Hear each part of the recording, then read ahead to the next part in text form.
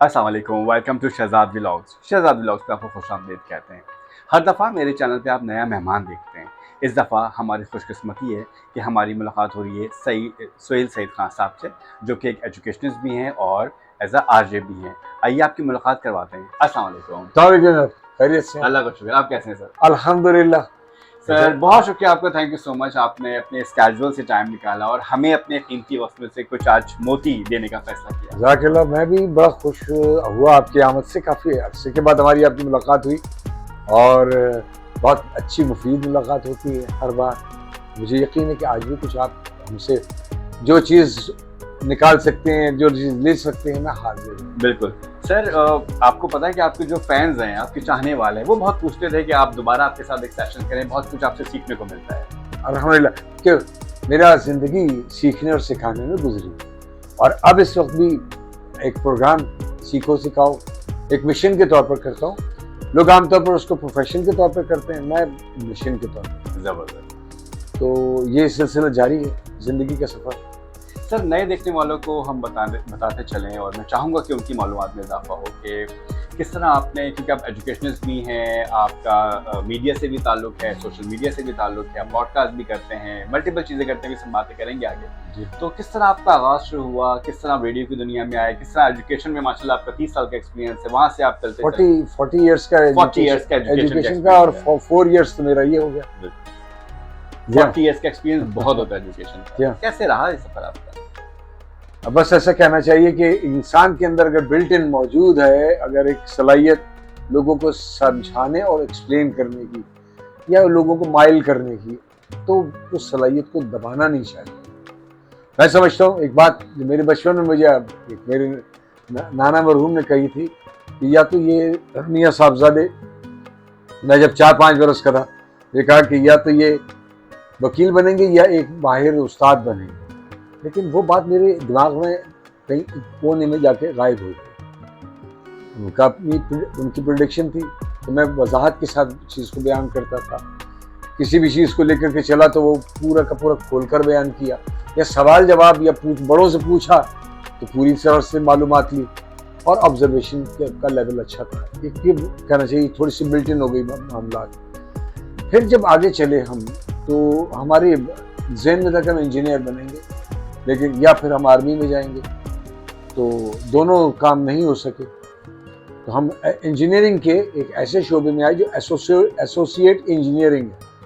उसका जो associate engineering का जो 3 साल का मैंने वो जो डिप्लोमा किया कंप्लीट, DAE जिसको कहते हैं, उसके बाद मैं मुख्तलिफ कंपनीज में जॉब करी, कुछ देर इंटर्नी भी रहा, इंटर्नशिप की, और उसके बाद फिर मैं एक कंपनी में, कॉन्ट्रैक्टर कंपनी में जॉब कर रहा था, नेशनल बैंक हेड ऑफिस में, कि वहाँ से वो कॉन्ट्रैक्टर का कॉन्ट्रैक्ट जो था वो क्लोज हो गया, ख़त्म हो गया। फिर मैं आ गया घर और उसके बाद मैं इंतज़ार कर रहा था कि अचानक एक टेक्निकल कॉलेज का ऐड आया और उसमें कहा गया कि वो उनको वहाँ पर पढ़ाने वाले और प्रैक्टिकल कराने वाले असातिज़ा दरकार इवनिंग।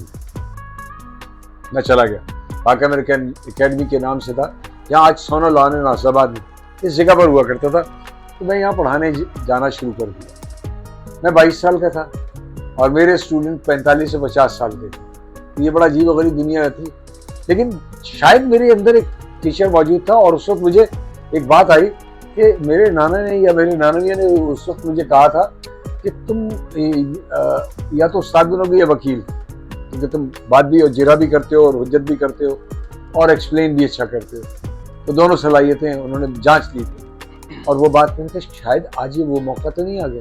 तो मैंने जब पढ़ाते वक्त मेरे दिमाग होते किसी गोशे में जो जाके पैरस हो गई थी बात, वो लाशऊर से निकल करके, सबकॉन्शियस से निकल करके सामने आई और उसने मुझे एक एनर्जी दी कि मैं समझता था शायद मैं वापस फील्ड में चला जाऊँगा। मेरे बाकी साथी सब मिडल ईस्ट चले गए। बहुत सारी चीज़ें मैंने गेन की। इंटरनेशनल स्टैंडर्ड था, पहले मालदीव में भी मिला, तो नेशनल एंड इंटरनेशनल स्टैंडर्ड दोनों सारे अच्छे मैंने हासिल किए। अच्छे स्कूलों में बहुत ज़्यादा मिला।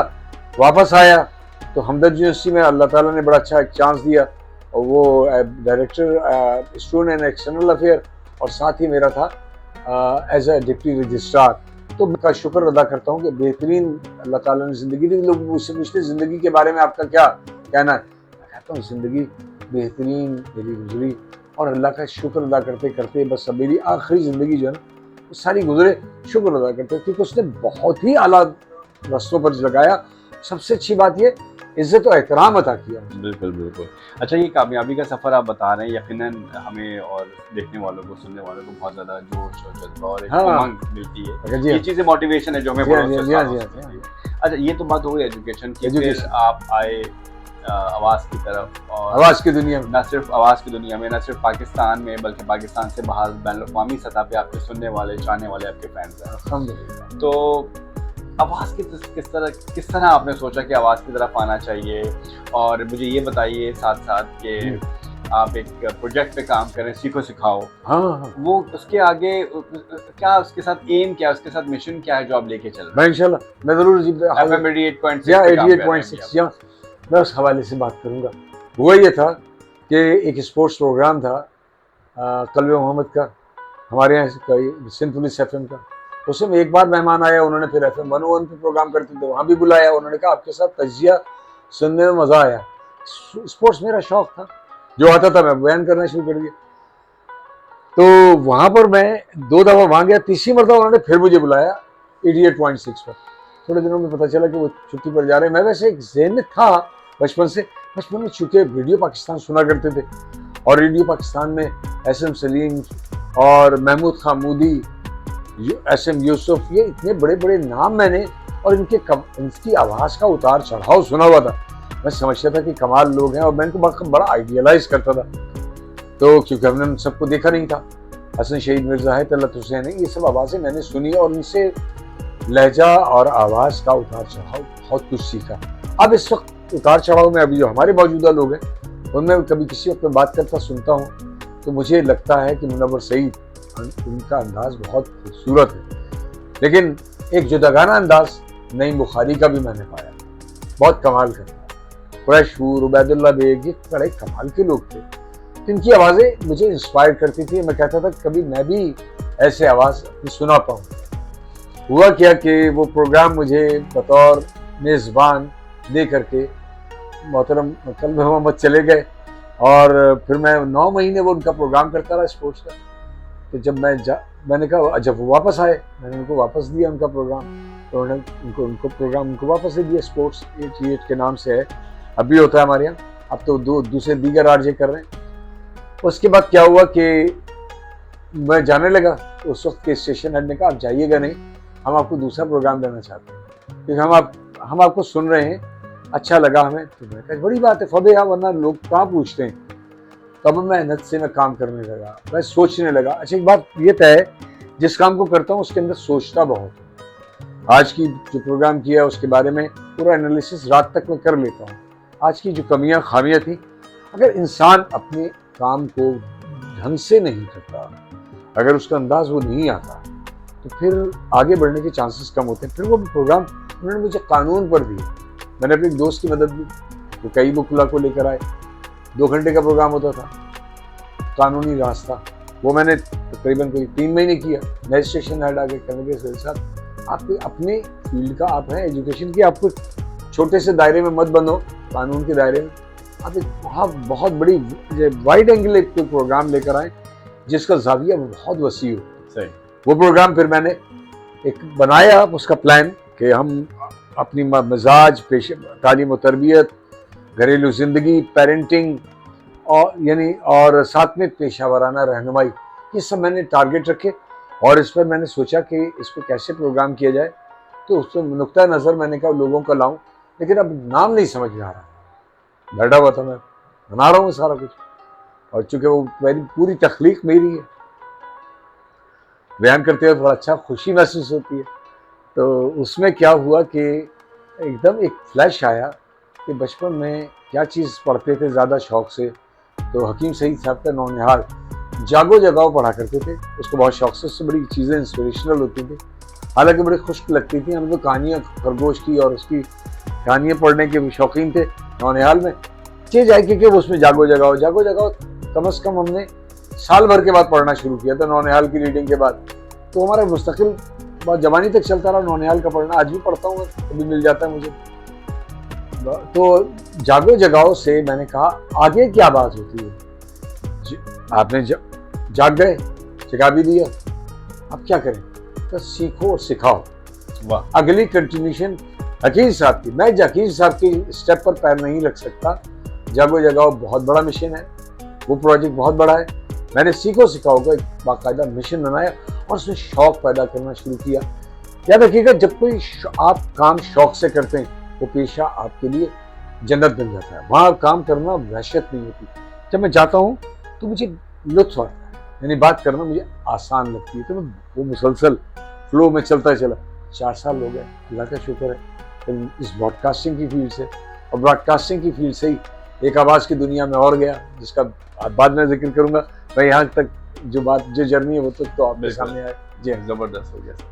वही मैं कह रहा था कि एक तो एजुकेशन का सिलसिला, लोगों से मिलना मिलाना, पब्लिक इंटरेक्शन हो गई, दुनिया दूसरी हो गई, हाँ। दुनिया दूसरी है। फिर रेडियो के बाद अब जो आपने एक नई जिंदगी में कदम रखा है, हाँ, एक नए फ्रेम में कदम रखा है, और अभी आप काम कर रहे हैं रेहान अल्लाहवाला के साथ। जी हाँ, जी हाँ। जो कि एआई दुनिया के बड़ा नाम है, इनकलाबी काम कर रहे हैं, इनकलाबी काम कर बच्चों रहे में हैं, लीडरशिप पैदा और कर उन्होंने एक अज़्म लेके आए हैं कि पाकिस्तान के बच्चों को किस तरह एआई एजुकेट करना है, किस तरह पढ़ाना है, और एक जो रिवायती स्कूल का तरीका है उससे हट के एक नया फार्मूला लेके आए हैं। उनके साथ आप मुंसलिक हुए हैं और अभी ये सिलसिला, ये सफ़र शुरू हुआ है।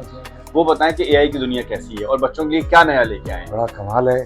और मैं उनके यहाँ उनकी कॉन्फिडेंस लेवल को चेक करके मैंने देखा रेहान साहब का जो मिशन है वो बच्चों में लीडरशिप क्वालिटी पैदा करनी है। वो इंटरनेशनल मार्केट में स्टैंड करें, वो अपने आप को नाम कमाएं, उसमें सारी वो चीज़ें लेकर के चलें कि जो आज जदीद दुनिया या असली तकाज़ों को पूरा करती हों। उन बच्चों में अगर वो तख्लीकी सलाहियतें भी हों, साथ में क्रिटिकल थिंकिंग यानी जायज़ा लेना और किसी नतीजे पे पहुंचने की सलाहियत भी हो। जब ये सब चीज़ें तख्लीकी और तनकीदी जो उसकी कैफियत है, या वो किसी चीज़ के बारे में अदराक जो है वो उसका ज़हन रोशन जब हो जाता है अदराक के हवाले से, उस फहम अदराक के जब दरीचे खुलते हैं तो उसको काम करना ही नहीं आसान होता, बल्कि ज़िंदगी में दुनिया में खड़ा होना आ जाता है। दूसरे वो उसको बात करना आ जाए, दूसरे उसको लिखना आ जाए, कुछ बात कोई कॉन्सेप्ट बनाना आ जाए। फिर उसके बाद वो एआई का कमाल ये होता है कि वो कोडिंग भी करता हो, सॉफ्टवेयर डेवलपमेंट भी करता हो, वो उरूज बढ़ जाए, पूरी दुनिया के स्टैंडर्ड को मीट करे। हमारे बच्चों का नाम वो एक मिशन लेकर के चलें, बहुत बड़ी बात है। तो कहना चाहिए हर चीज़ लोगों के लिए एक्सेप्टेबल अभी तो नहीं होगी।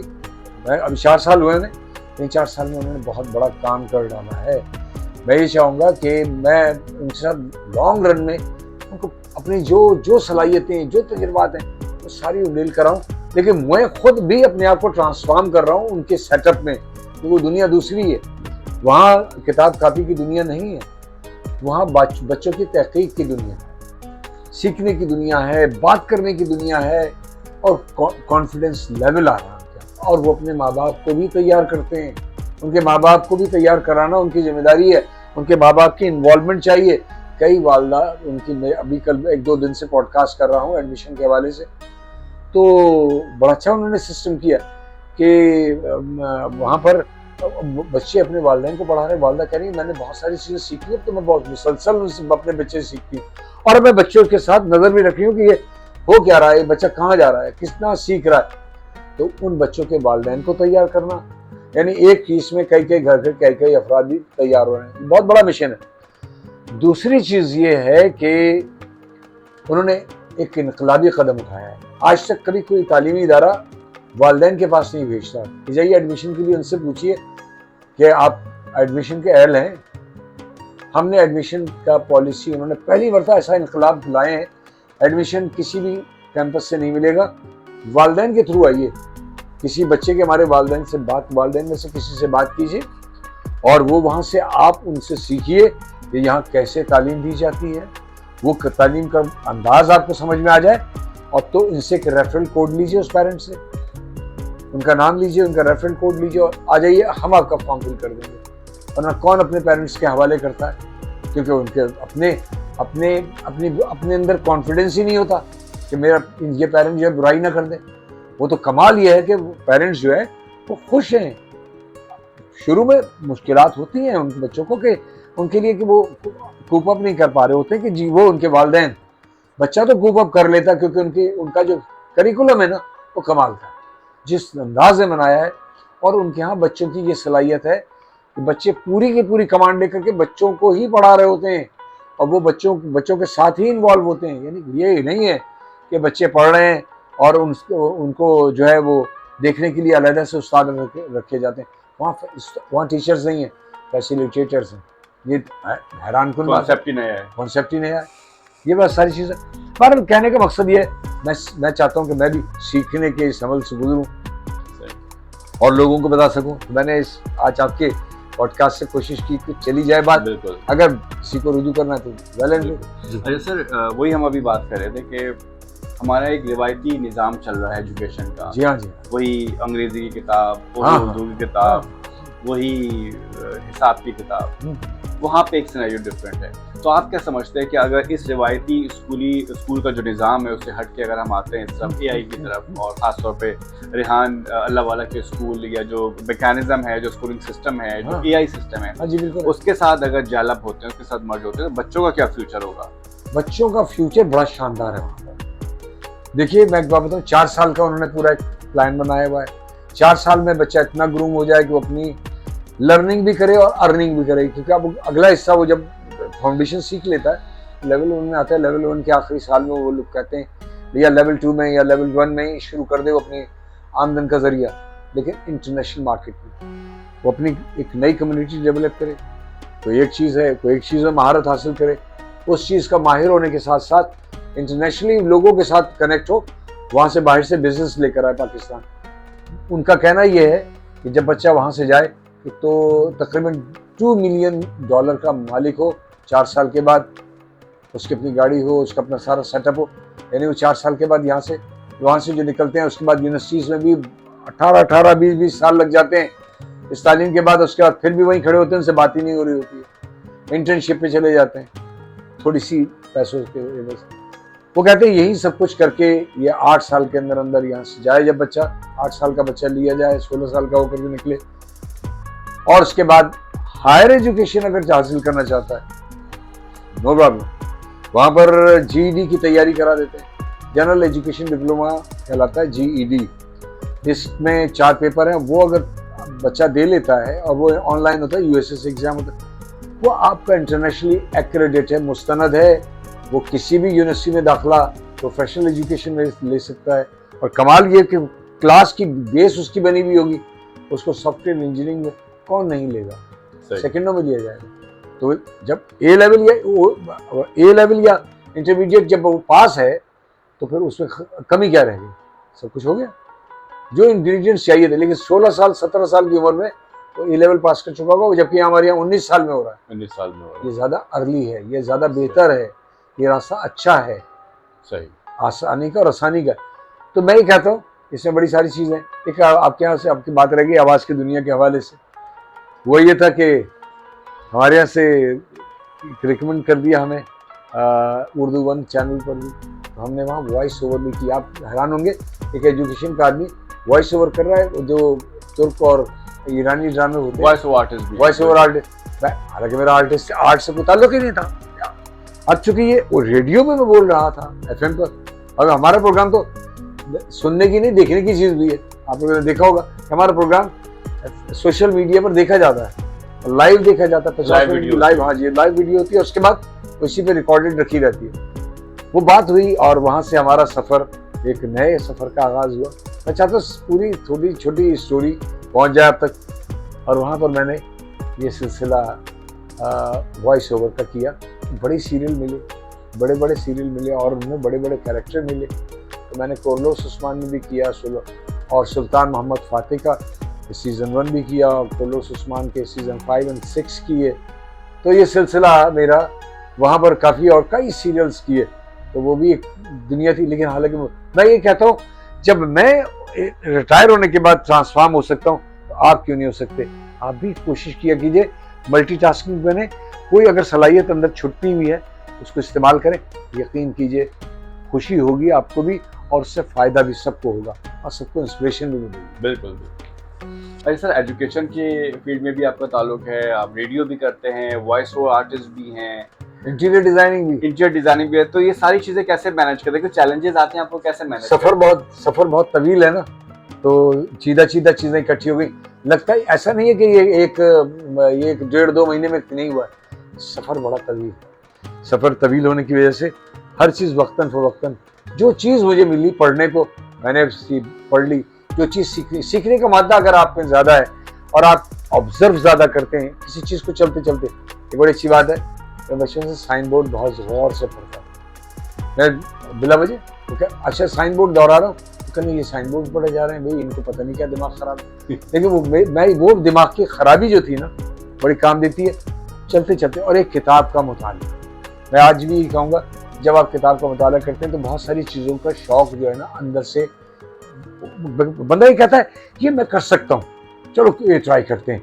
तो मैंने उसमें से ट्राई करने के लिए बहुत सारी चीज़ें ली। इवन प्रिंटिंग प्रेस भी मैंने रन किया। एक अपने जानने हमारे बहुत अच्छे उस्ताद भी थे और हमारी पूरी फैमिली मेरी उस्ताद थी उनकी, अब्दुल भाई साहब। तो वो उनके मैंने प्रेस भी रन किया, उसका पूरा प्रोसीजर, प्रिंटिंग एंड पैकेजिंग का पूरा प्रोसीजर भी सीखा। एज अ मैनेजर वो उसको डील करता रहा। वो चले गए तबलीगी जमात पर और मुझे देकर चले गए, और मैं अल्लाह का नाम लेके वो शुरू हो गया। क्योंकि उससे पहले उन्होंने भी मेरी ट्रेनिंग कर दी थी। मैं उनके पास काम लेकर जाता था, लेकिन नहीं, काम खुद करो, तुम जाओ अपना पेपर भी कटिंग कराने की मैं तुम्हें कैलकुलेशन बताता हूँ, तुम फिल्म कहाँ से बनेगी, फिर उसकी प्लेटें कहाँ से बनेंगी, सारा कागज़ उसके हिसाब से, उसके साइज के हिसाब से कैसे कटवाओगे, सब वो प्रोसीजर भी सीख लिया। एक्सपोर्ट मार्केटिंग के भी कोर्सेज आ गए, वो भी मैंने कर लिए, यानी और नेक्स्ट वो जो मार्केटिंग जो मैनेजमेंट है वो भी कर लिए। तो मैंने ये सोचा जो आता जाए, जर्नलिज्म के कोर्सेज आए सामने वो भी कर डाले। Duke of Edinburgh award society का मेंबर रहा, उसमें मैंने लीडरशिप अवार्ड भी विन किया। तो कहना चाहिए जब आदमी मुसलसल इन्वॉल्व रहेगा, दिन में 12 से 14 घंटे देगा, तो दो छोटे छोटे कोई ना कोई जो चलते चलते काम मिले उसे छोड़ना नहीं, ये जिंदगी को भर देते हैं। और आप आदमी को बात करना आसान होती है। क्या बात। अच्छा सर, जो लोग मीडिया की फील्ड में आना चाहते हैं, वॉइस ओवर आर्टिस्ट बनना चाहते हैं, हाँ। आवाज से खेलना चाहते हैं, हाँ। और बोलना चाहते हैं रेडियो पे, क्या उनको आप गाइडलाइन देंगे? बहुत आसान है, बहुत आसान है। बोलने की सलाहियत पैदा कर लें और बोलते वक्त अपने अंदर झिझक ना रखें और कतन जल्दी ना करें और किसी किस्म की अकड़ाव ना जिस्म के अंदर लाएं। कहते हैं ना एकदम आदमी स्टिफ हो जाता है ना, फिर उसके बाद बात करना बड़ा मुश्किल है। सॉफ्ट हो जाए, बिल्कुल नरम हो जाए, और पहले अपने सामने कैमरा रखें और कोई एक नुक्ता लें और उसके नुक्ते के साथ जो सब पॉइंट्स हैं उन पर बात करना शुरू करें। इवन ये कि अब तो खैर आप यूट्यूब मौजूद है और दीगर सोशल मीडिया के फोरम्स मौजूद हैं, छोटे छोटे अपने क्लिप्स बनाना शुरू कर दें। एक एतमाद पैदा होगा। दूसरी चीज़ ये कि अल्फाज का चुनाव, और दूसरी सबसे बड़ी अहम बात यह है कि अल्फाज की तकरार ना हो और अल्फाज का ज़ख़ीरा ज़्यादा। दो आगे फिर चलती है बात आवाज़। पहले ये तो क्या आपका कंटेंट जो आपके दिमाग में चले, और दिमाग में कंटेंट बनाने के लिए थोड़ा सा प्रैक्टिस करें, ज़्यादा मुताला करें, अल्फाज का चुनाव अच्छा करें, खूबसूरत अल्फाज उस वक्त, और उर्दू के अल्फाज हों। अंग्रेज़ी की आमेजिश जो है वो आदमी को भटका देती है, बहुत सारा भटकाती है। जब उर्दू होती है तो कॉन्फिडेंस लेवल बहुत डिफरेंट हो जाता है। अब इंसान फ्लो में बोलता है, बहुत फ्लो में बोलता है आदमी, फिर उसके वो रुकता नहीं है। तो मैं ये समझता हूँ कि उसके बाद आती है बात आवाज़ की मेहनत, लहजा और आवाज़।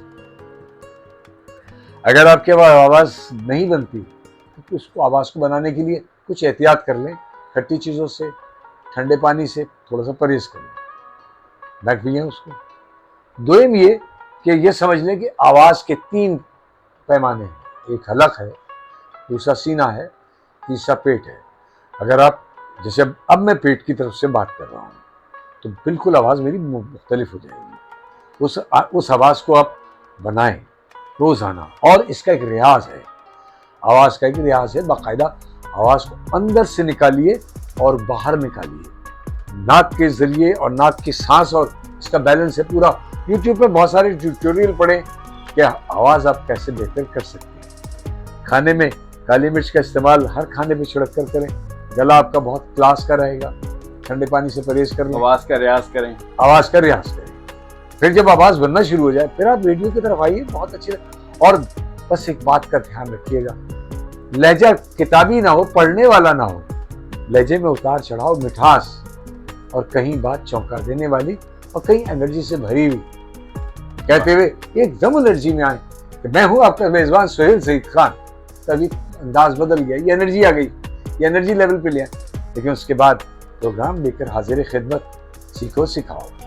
अब ये एक मिठास के साथ और अपने रब को जब पुकारें, जब रब की रजा हासिल करके, तो उस वक्त बेइंतहा आजिज़ी इख्तियार कर लें।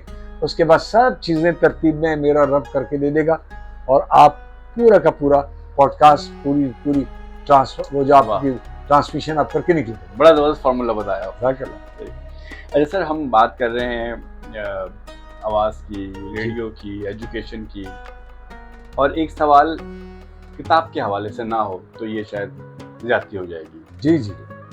बुक रीडिंग, किताब का पढ़ना, किताब का मुताला कितना ज़रूरी है आजकल के बच्चों के लिए, इवन हमारे लिए भी, क्योंकि बहुत ज़्यादा। अभी बच्चों में देखते हैं तो बहुत ज़्यादा स्क्रीनिंग टाइमिंग बढ़ गया है, किताब का पढ़ना बहुत कम हो गया है, ये हमारे लिए भी। तो बुक रीडिंग इंसान की करैक्टर बिल्डिंग में, इंसान की शख्सियत में, इंसान की किरदार शनासी में कितना अहम किरदार अदा करता है? सबसे अहम किरदार ही आपकी रीडिंग है, मुतालिया।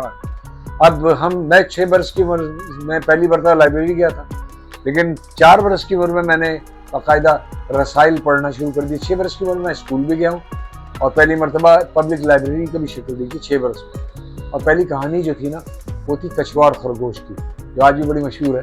तो इतनी बड़ी सारी किताब की तस्वीरें थी उसके अंदर, आज तक नहीं भूला हूँ। ये पहली किताब याद है, उसके कलर तक याद है। तो कहना चाहिए कि एक तो मेमोरी बेहतर होती है, दूसरे कॉन्सेप्ट क्लियर होना शुरू होते हैं। जितना मुतालिया, चाहे आप अखबार पढ़ें, रिसाला पढ़ें, अल्फाज का ज़ख़ीरा बढ़ता जाता है, आपको बात करना आसान होती जाती है, क्लास की चीज़ें आपके साथ इकट्ठी हो जाती हैं। और जब क्लासिक पढ़ते हैं, फजूलियात के बजाय आप क्लासिक पढ़ते हैं। इवन अब तो मैं सोशल मीडिया में मैं कॉलम्स ज़्यादा पढ़ रहा हूँ लोगों के, तो मुझे सूरज का एल्गोरिथम ऐसा है, जो चीज़ आप सर्च करते हैं वैसा कुछ मिलता है। यानी कहते हैं शक्कर खोरे को शक्कर और टक्कर खोरे को टक्कर, तो मैं शक्कर खोरा बन गया, मुझे वैसी चीज़ आ गई। मुझसे मेरे कॉलर्स पूछते हैं इतने सारे मेहमान कहाँ से मिलते हैं। मैंने कहा भाई बात सारी है, मैं सोशल मीडिया पे भी सर्चिंग में इन मेहमानों को और बड़े अच्छे जिनका नुक्ता नज़र मैं उनसे देखता हूँ तो बयान कर रहे हैं, भाई यहाँ पर मेरे फोरम पर भी आकर के बयान कर लें। उनसे बात करने की और गुफ्तगू करते वक्त नाप तोल कर और शुस्ता अंदाज में गुफ्तगू करें। जब आमियानापन दूर हो जाता है और नफीस अंदाज में गुफ्तगू करते हैं तो फिर उस वक्त तलब होती है फिर किताब पढ़ लें तो कुछ अल्फाज मिल जाएंगे। चलो कोई बात नहीं, PDF में यहाँ भी पढ़ लो किताब, लेकिन इसमें ज़्यादा पढ़ी नहीं जाती। मैंने भी बड़ी कोशिश की है कि मैं 250 सफ़ात की किताब, अमूमन वो 80-100 पेज के बाद मैं भी गायब हो जाता हूँ कि नहीं, अब छोटी जगह पे नहीं टिके। किताब का पढ़ना, किताब का अपना हुस्न है और कागज़ की खुशबू, कागज़ की जो अपना एक अट्रैक्शन है वो आपको खींचे रखती है, बांधे रखती है। किताब से बहुत मोहब्बत की बात की आपने, किताब से खुशबू आती है, किताब से ज़बरदस्त। तो कहते हैं ना रंग बातें करें, मैं कहता हूँ अल्फाज बातें करें और उन्हीं अल्फाजों से खुशबू आए। वाह वाह, ज़बरदस्त। सर, सोशल मीडिया प्लेटफॉर्म्स हम भी यूज़ करते हैं, बच्चे भी यूज़ करते हैं। आप क्या एडवाइस करेंगे एज अ एजुकेशनिस्ट के बच्चों को सोशल मीडिया प्लेटफॉर्म पे आना चाहिए, और बड़ों का, उनके पेरेंट्स का पेरेंटिंग के हवाले से वो कितना चेक एंड बैलेंस होना चाहिए, कैसे उसको कंट्रोल करके बच्चों को इस चीज़ को इंट्रोड्यूस कराना चाहिए? सोशल मीडिया एक दो-धारी तलवार है और अगर ये सही आदमी के हाथ में होगी तो ये इस्तेमाल सही होगा, और अगर इसका इस्तेमाल अनाड़ी करेगा ये अपने आप को भी जख्मी करेगा और 4 आदमियों को और भी तकलीफ देगा। इसको बहुत मैच्योर ज़हन के साथ इस्तेमाल करना चाहिए। दोम ये कि जब हम इसमें अभी उसने खुद कहा है कि 18 साल का बच्चा होना चाहिए, तो 18 साल से पहले तो हम बच्चे को जाने ना दें इस तरह। जब वो खुद बनाने वाला कह रहा है इसका कि इस तरफ ना आइए अगर आप छोटे हैं, क्योंकि ये एक चौराहा है, पब्लिक चौराहा है, बल्कि बाज़ वक़्त मैं कहता हूँ पब्लिक टॉयलेट की दीवार भी है कि इसमें जो आ रहा है और पब्लिक में टॉयलेट में बैठा और कुछ का कुछ लिख कर चला गया, ऊट पटांग सब कुछ लिखा हुआ, और चौराहे पे खड़े होकर के आपने बात भी करनी है। तो चौराहे पर आप अपने बच्चे को नहीं खड़ा करें, आप अपनी बेटी को नहीं खड़ा करें। मैं ये हमेशा एहतियात करने को कहता हूँ, बेटियों के बारे में बहुत एहतियात करता हूँ। लड़के फिर भी संभल जा सकते हैं थोड़ी देर के बाद मैच्योरिटी आने पर, बच्ची के लिए बहुत मुश्किलात है। ख़वातीन के लिए मैं कहता हूँ वहाँ पर वो अपने आप को बराह रास्त एक्सपोज ना करें, एक्सपोज बिल्कुल ना करें अपना आपको, आप सीखें जरूर। फेसलेस चैनल्स भी हैं, अगर आप फेसलेस करें, अगर आप यूट्यूब ऑटोमेशन करें, कर रहे हैं, हाँ हाँ आप वो करें, आप सब कुछ हो सकता है कुकिंग के हवाले कुकिंग के हवाले से, लेडीज का वो स्टडी उधर एजुकेशन, यूट्यूब में बहुत कुछ है। लेकिन जब सोशल मीडिया खास तौर पर फेसबुक है, ये डेंजर पॉइंट है। और आम तौर और एक और इसका टाइमिंग, इनकी टाइम मैनेजमेंट होना चाहिए। ये घर में इतने टाइम में, जैसे बिल गेट्स वगैरह और इनके बड़े बड़े लोग हैं नाम, जो जिन्होंने ये चीज़ ईजाद की है, वो अपने यहाँ खाने के टेबल पर नहीं आने देते। उनके यहाँ बच्चों के वो स्क्रीन टाइम तय है। हमने स्क्रीन टाइम तय, हम तो खैर मिसमैनेज पीपल हैं, हमें तो पता ही नहीं है कि आप कभी दौड़े जा रहे थे, मैनेजमेंट ही है हमारे पास, हमारे तो हम टाइम मैनेजमेंट जानते नहीं, मिसमैनेज है। अगर हम अपने आप को मैनेज करना सीख लें कि हमें बच्चों को हम इतनी देर स्क्रीन टाइम देंगे और बच्चों की स्क्रीन हमारे सामने होगी, कोशिश करें कि सेल फोन ना दें। हथेली पर बहुत पोशीदा हो जाता है, रात को वापस ले लें फोन सबसे और खुद भी रख दें। असल में बच्चा कभी वो नहीं करेगा जो आप कहते हैं, बच्चा वो करेगा जो आप करते हैं। जो आप करते हैं, आपने अगर फोन बंद कर दिया तो बच्चा बंद करेगा, वरना बगावत समझेगा, कहेगा कि मुनाफिकत हो रही है, अपने आप देख रहे हैं, हमें नहीं देखने देते। एग्जैक्टली ऐसे मत देखिए, कुर्बानी दे दीजिए और रख दीजिए। यकीन कीजिए सबकी सेहतें भी अच्छी होंगी, सबकी ज़हनी सेहत भी अच्छी होगी। दूसरी चीज़ ये, उनको वो कंटेंट बताइए कि जो उनके पढ़ने का है, जो उनके देखने का है। लैपटॉप दे दें, क्रोम बुक दे दें या ऐसी चीज़ें दे दें, उसके जरिए, या टैबलेट दे दें, पेरेंट्स में भी विजिबल हो। विजिबल। आप निगाह बहुत सख्त रखिएगा, वरना ये किसी ऐसे गंदे पब्लिक टॉयलेट में जाएंगे कि फिर लिथड़ जाएंगे, आप उनको धो के मर जाएंगे, नहीं धुलेंगे वो। तो लिहाजा मैं समझता हूँ कि अपने बच्चों को हमें सबको बचाना चाहिए। प्रीमेच्योर जहन को सोशल मीडिया से ज़रा दूर रखें, किताबों से नज़दीक करें, मुताले के नज़दीक लाइए और कम्युनिकेशन गैप ना लाइए। बच्चों को साथ बिठाइए, बच्चों को टाइम दीजिए, जो एक बच्चों का एक पेरेंटल टाइम है ना, तो उसको मिस ना करें। हम आमतौर पर हमने अब स्किप कर दिया, फिर उसको लोग बाहर से दूसरे हाथ गिरफ्त में ले लेते हैं। आज आप अपने बच्चों को दोस्त नहीं बनेंगे, कल कोई बहुत भयानक सा इंसान उनका दोस्त बनेगा और उनको क्रिस्टल आइस तक ले जाएगा। वो एक इंतहाई भयानक रिजल्ट अंजाम है। मैं उससे बचाएं आप, ये मेरा मैसेज है। बिल्कुल सर, बहुत अच्छा। और बातें बहुत अच्छी हो रही हैं सर, आपने पेरेंटिंग के हवाले से भी बहुत गाइडलाइन प्रोवाइड की। तो 2 सवाल और करूँगा। एक तो ये कि आप अपने जो आपके फैंस हैं सोशल मीडिया प्लेटफॉर्म के और एफएम ट्रैफिक पुलिस 88.6 कोई इनको मैसेज देना चाहेंगे सर? एक क्लास है ये, मैं कहता हूँ सबसे अच्छी बात ये है, मेरे जो देखने वाले हैं और सुनने वाले हैं ना, वो सीखते बहुत है, शौक बहुत है उनके अंदर, वो बड़े ज़ौक़ के साथ आते हैं। और सबसे अच्छी बात यह है, अब उनके अंदर लगन पैदा हो गई है। मैं उन सबको बहुत बहुत मुबारकबाद पेश करूँगा और मैं कहूँगा कि बस मेरे लिए दुआ करते रहा करें, मेरी सेहत इतनी अच्छी रहे और मेरी सूझबूझ में वो बातें आती रहें, मेरा रब मुझे अता करता रहे, मैं बांटता रहूँ। बिल्कुल, बहुत ज़बरदस्त। और सर ये यूट्यूब चैनल है शहजाद व्लॉग्स, इस हवाले से आप कुछ कहना चाहेंगे? भाई बहुत बड़ी एक आपकी काविश है। मैं यही कहूँगा कि शहजाद साहब को ज़रूर देखते रहा करें, क्योंकि ये मुसलसल मेहनत के साथ कुछ ना कुछ हर रोज़, हर दूसरे दिन, तीसरे दिन, बाज़ औक़ात तो उन्होंने हर रोज़ भी अपने बड़े अच्छे पॉडकास्ट और व्लॉग्स देते रहते हैं। जब तक मैं और आप उनको सुनेंगे नहीं, जानेंगे नहीं, और उनसे ये भी एक इल्म का ख़जाना होता है। और यूट्यूब पे वो ला रहे हैं बहुत सारे लोगों की बातें और बहुत सारे लोगों का नुक्ता नज़र और सक्सेस स्टोरीज़। तो मैं ही चाहूँगा देखते रहिएगा। और व्लॉग इन्होंने बहुत अच्छे तरीके से करते हैं, पॉडकास्ट बहुत प्यारी करते हैं, एफएम रेडियो से भी ताल्लुक़ है, हम दोनों हम पेशा भी एक हवाले से हैं। तो मैं ये चाहूँगा, मैं तो रिकमेंड करूँगा शहजाद साहब को देखती भी रहिए और सुनते भी रहिए। ज़बरदस्त सर, दिल नहीं चाह रहा कि आपसे इजाज़त लें, आपसे रुख्सत लें, लेकिन अब वक्त हो गया है रुख्सत लेने का। और नेक्स्ट किसी वीडियो में ज़रूर इंशाल्लाह ताला आपको ज़हमत देते हैं, नए टॉपिक पे, नई चीज़ पे बात करेंगे सर। और जब तक के लिए आप सबसे लेंगे इजाज़त, मिलते हैं नेक्स्ट टाइम। अल्लाह हाफ़िज़। अल्लाह।